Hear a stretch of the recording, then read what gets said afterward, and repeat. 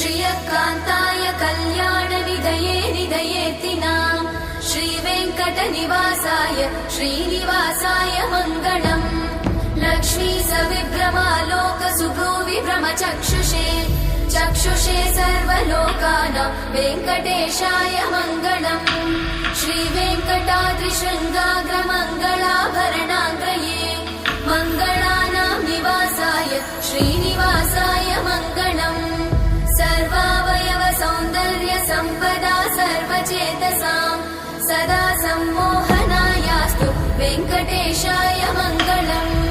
नित्याय निरवध्याय सत्यानन्दचिदात्मने सर्वान्तरात्मने श्रीमद् वेङ्कटेशाय मङ्गलम्।